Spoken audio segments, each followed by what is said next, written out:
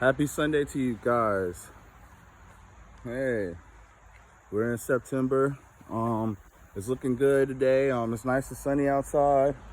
We're just chilling, me and the dog outside. I wanted to guys show you the outcome of my Swiss chard plants that I replanted because I've actually had a bad boo-boo. I ran into a boo-boo this year. I think it was like maybe a week ago, possibly. Something went in my garden and ate all my Swiss chard plants. And if you guys want to take a walk with me, and I'll show you that too. These are my new rows that I had just made right here. As you see, I got to go through and I got to tilt that myself. So I've been doing that lately. But something came through and just ate my Swiss chard plant. And that was a healthy Swiss chard plant. It was really big. It still has a leaf on it. These Swiss chards, there's probably no hope for that one because it's got no leaf on it. So I don't know if it's gonna grow back through or up. I don't know how that's gonna go. This is really my first time growing Swiss chard. And they came over here, they got my Swiss chard. As you see this row that's over here, we're going over here, we're gonna look. This row right here, they surely did too. It's empty. All you see is my purple, my red giant mustard greens over here. Thank God I didn't get to those. I guess they like the Swiss chard because it's like a spinach. So it's a really like leafy type of lettuce type green or whatever. So I guess whatever it ate, it must have been a rabbit or something. So, you know, I don't know, who knows? I just got to keep going through here because I know last time I saw a mole and I accidentally killed a mole through here. I don't know if I told you guys that, but I actually killed a mole by accident. Poor little thing, but they harm the garden sometimes too. But yeah, but as you can see, my tomato plant is actually picking up a lot. It's getting really big, y'all. Like, I'm really doing good. Actually, my fertilizer that I made, it stinks god awful bad, but I swear, like, they said it shouldn't stink, but so far I've been using it and it's been doing me wonders. I use it for my seedlings. As you can see, I have a tray of seedlings right now. That's my Swiss chard seedlings. They're taking off. And this is within, I want to say this Swiss chard is within, I want to say at least 2 weeks. They're like 2 weeks old. They're like, I mean, no kidding. Like, their germination is like 7 days. And this is what I got from doing my fertilizer. So, yeah, this Swiss chard. And this right here, these little babies right here that I got in there, that is my turnips. I'm doing turnips because I only had one turnip plant in my garden last year, going into this year, but next year, going to next year. And I decided to go ahead and get me some purple tops. And this is purple top. So got purple tops, got them bad boys growing in there, you know. And I planted probably maybe over 20 of them, maybe. I think it's like over 20. I'm doing like 20-20 everything. Pretty much I do like 20-20 everything because I got my rows and I space them out accordingly. I try to. I do them using like a foot. So I have like a 13-inch size shoe. So basically I'll like put my foot and then I'll mark it like that. Or I'll do half, or I'll do a handprint. Or I do like a hand spacing. Like I'll space them from where my hand starts right there to all the way to the end right there. Okay. It's just something I just decided to do. I just know like how big a plant would be, how much space it might need, you know, accordingly. You don't want to have them all up under each other. That's like with my tomato plant, I don't have them all up under each other like that. Okay, walking down here. I'm gonna show you my seeds that I got because I really have to be really, you know, respectful because these people, they farm, you know, and they produce seeds and they send them off and you can buy them online, which I really like, and shout outs to them. And I'm gonna tell you who these people are. Hold on. Okay, so we got one more package that I got. All these came from Amazon, mostly. This one came from, what's this? It's just the address on there, right there. If you can read it, it's a little upside down. Yeah. All right, but here we go. I'm gonna show you these seeds because I'm gonna let you know what kind of seeds they are. Okay, so came in a package like this, and I'm gonna show you my kale too. My kale is starting to grow too. It's got a good germination rate. I don't know if you guys can see it. I hope you guys can see this. But these are what the little kale seeds look like. Like a little ball, just like the similar to, I would say, everything else, like frogs, the turnips, and the collard green seeds. They look quite the same. To me, they do. Okay. And then, so the next Amazon package, try to hide my address, but show their address.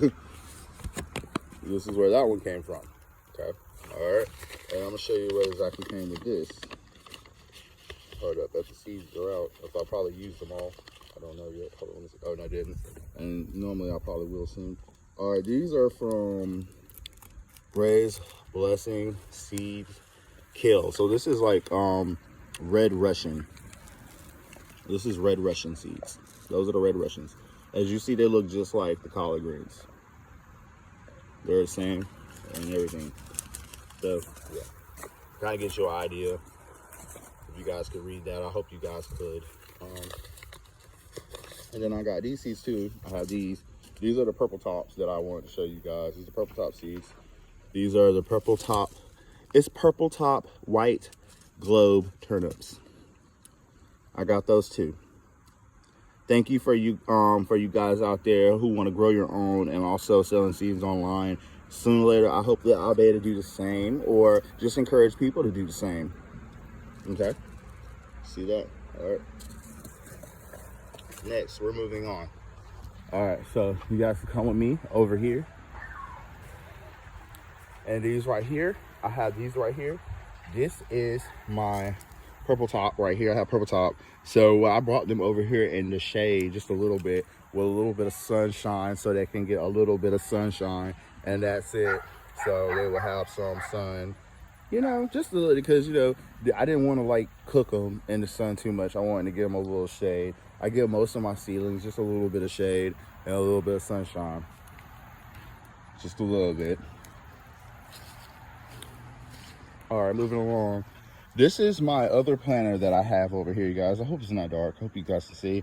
But this is my other planter right here. On this side, I still have more purple top to take out. Because I told you guys I'm going all out with the purple top this year. You got to go out with the purple top. A lot of people like turnip greens, so, you know. And then I also have the, what's this kind? This kale. This is the red Russian kale. I received my red Russian kale first. And when I received my red Russian kale first, I went on ahead and planted. My seeds came in possibly, I would say, 2 days after each other or something like that. Like, that's just how it was. I didn't have my Amazon Prime fast delivery, and they weren't really, but they came straight long enough. I mean, it didn't take too long because, you know, we're still in the hot temperatures. We're only in September, about to go in October. So that's not bad at all. And then you want to kind of plant these seeds before your next frost. So that's why I wouldn't jumped on it, because we probably won't have a frost until December, because we're over here in zone 7. And zone 7 in North Carolina, you know, we have guidelines, and each place has their zone. Everywhere you live, parts of the world has their own zone. So therefore, you can just look up your zone and you can find out what healthy tactics that you can use to grow your own. Hope you guys are always keeping that green thumb. You know what I'm saying? We're just doing what we got to do. And guys, I want to show you one more thing. I have a squash plant that I need to check up on right quick. And I had, you know, you guys, I had several squash plants this year, but I actually lost around 3. I lost around 3 squash plants this year. And I'm telling you, I was just, whew, I just don't know. It's those root eaters. They just get in there and they do what they want to do. And I wish I could show you those little buggers, but I don't want to see no more of them. But this is my squash plant. As you can see, it's a little healthy, but I'm gonna show you what happened to my other ones. If you look down here, there's usually like these little bugs that I've read about on YouTube. And I don't use any pesticides in my garden. And it's okay. I know a lot of people, some people use Sevens dust and stuff like that, or organics. I'm not appalled to it. I just don't prefer to use it right now. It's just not a good idea. That's all. And so, yeah, I'm sorry about that. Summer's out, she's out here in the yard, you guys. But yeah, we got was the issue. That just was the issue. And it seems to be eating it. from the bottom to the top. But then I have these new leaf growths, which they usually say when you get new growth at the bottom, you cut the bottom, especially if you're growing vertically up, you would remove these lower leaves. But I'm letting it do what it's doing because I want the plant to produce as much squash as possible.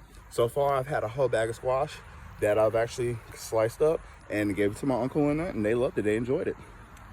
Okay, moving along.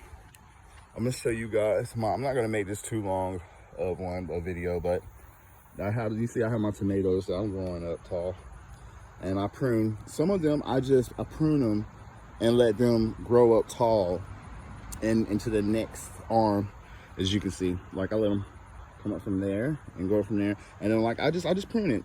I'm just in the technique of pruning because I like it. I see a little bit more results than I normally would. See, look, there's a little bugger, look, the little worm inside there. He ate. Look at that worm. You see that worm?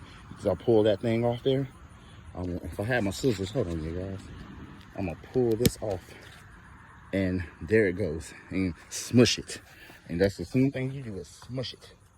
Because you don't want, if you see a worm or anything like that, you want to like really like exit it way out of your garden. Because if you don't, then they're just gonna go ahead and they're gonna tell little bug friends, come over here, yo lay hee hoo. And they're gonna come over and they're gonna eat the rest of your tomato plants. And you don't want that. All right, and here's some more tomato plants. You know, I just have cherry tomato plants this year. Like, this is all grocery. Most of this is just grocery from the grocery store. I didn't buy any seeds. Most of these seeds I did not buy. Like, look at those stink bugs. I gotta get those buggers away. We just got a lot of action in this garden today. Okay, so like the okra plants. Like I had these when I first grew okra. I had bought seeds, but last year when I had my you know, the frost came and stuff, and I let them dry out, let my pods, let me show you a pod, because if you don't know what a okra pod looks like, which is the okra you eat, here's one right here. You let those bad boys get kind of big and let them dry out. You know, I usually leave them on the tree if I don't pull up everything, on the plant, I meant to say. I usually leave everything on the plant, and this is what they look like. This is what an okra looks like. Okra flower looks like, but it's already done bloomed and it done went back down, so it's gonna produce an okra at the end. Hope you guys see that. So there's a little ladybug right there. I don't mind ladybugs. You know what, you guys, I learned some important news. I don't know if this is really true or not, but that's what they say, that ladybugs actually prevent aphids from eating up your collards. And aphids, these are aphids. You see those little dots on there? Those are aphids. I just shake those off sometimes, and those bad boys, you know, usually they don't take over too much. They usually, I have a fair share of, you know, a little bit of produce, just a little bit. I have a fair share. You know, they don't eat up everything, so I can't complain. It's just nature. Like I said, I'm not using any, you know, chemicals or pesticides or anything like that. I'm just down for it. But, you know, if you won't need to, use them. Okay, so yeah, getting back to talking to the okra, because I kind of jumped off subject here. There we go. So with the okra, what you do is, I'm trying to show you another okra pod, because I came through here this morning and I actually pulled okra this morning. I'm always pulling stuff out of my garden, so if things look kind of shortage out, I'm always either cooking it or giving it away. Okay, so there we go, and eating it, because it's getting plenty. So yeah, like this okra, I hope you guys can see that. The little okra right there, it's a little baby. Then I have two different types of okra, which I explained to you guys in one video, I think, if you guys remember. And I think one of them was called Silver Queen, and then the other one is the, can't remember. I'll provide the names of the okra plants at the bottom of the subscription that you see at the bottom of my page. If you like look into like what it is, information and stuff on my page, I'll probably read exactly what's the name of everything that I'm showing you today. Hopefully you'll see that, so that way I come with better content, being more informational, so you don't see random stuff all the time. You go, oh my God, what is that? Be like, what? Like, how did you grow that? It looks like a tree. But still, this is my okra plant after actually just pruning it. You guys, just pruning it. Like, I pruned it maybe twice in its life, but last year I didn't prune at all. I did not prune. I didn't do any pruning last year. So, you know, it's just what it is. I let it go because, I mean, sometimes pruning is good to give it like some foliage, give it some air. You see how it's spaced out, and you see how it's just not bushy, real bushy. It's not real bushy. It usually start pruning when you prune some. Most of the time you prune from the bottom, which I just stopped doing it because it seemed like this year, I don't know, with my garden and my type of dirt or whatever, in the weather so far, it's been kind of cool. We've had these cool nights lately, like it's really like 63, 60, 63, but it's not bad. Like, I mean, it just gets kind of cold or whatever. And then I know that okra plants love hot weather, but they seem to be doing good. And you know, I just thought that the pruning process, I did a little too much, and I probably didn't do it correctly. I just think that it slowed down the process of my okra just a little bit, but they came back, and they came back after I left them alone, didn't do anything to them. They came back, so that was very helpful for me. So just moving along. And then now, you guys, please somebody leave a comment about these basil. I have sweet basil, and they're like, okay, they're starting to go in the seed here. And I'm thinking, they said once they get black, once they turn black and the flowers are gone, the seeds are good to get. And I see some of them are black right there, and they're dark. So you guys let me know, somebody let me know with the basils, like let me know they're going in the seed. Can I pull them right there like that without them being being black or whatever? Because it is turning that color, but I don't want to lose the seeds and they drop down in the ground. But if so, I'll just know that I always have this spot for a basil, because whatever usually that you plant in the ground, I'm gonna tell you right now, I had watermelon just grow, just come up and grow this year. So because I had a whole field, this whole field right here was watermelon. Like where the okra plants is, I had nothing but watermelon. So the watermelon voluntarily came up because I was digging and tilting the soil so I could replant stuff. Oop, I found our culprit. Look at that. You guys, look at that. It's poopy. It's a rabbit. Y'all, it's a rabbit. There it goes. I'm walking through the garden and I just figured it out. There's little pebbles. There's little pebbles on the ground. So there's a rabbit in here in this field. There's a rabbit somewhere hiding. And it looks like it was a big rabbit at one. It looks like a big rabbit. So that poopy, I'm not gonna step in it, but I know there'll be fertilizer though, but still, all they eat is like greens. So, but that's fine. But still, I found the culprit. I was wondering what it was. It was a rabbit. Cause I just figured out, because usually rabbits don't ever mess with my collard greens, nor do they mess with any type of greens that I have other than this chard that I mysteriously just now started growing this year. So, which came out good and beautiful and big. I just love the way it did, but they just seemed, I'm gonna try to take some pictures, you guys, and show you some pictures, because I know I have pictures on my phone, and I'm gonna send them and then put them on my page, just do my little shorts, have them on my little short videos, and you'll see what my product looks like. Okay, you'll see what all my produce looks like pretty much, and you know, you'll see how successful I was with it. You know, I try to, you know, record every other day. Just a lot of stuff going on, deaths in the family and things, but you know, we shall move on. But everything is in good, you guys. So I mean, if you like this video, please like and subscribe. Always keep that green thumb. Stay with a green thumb. All right, peace.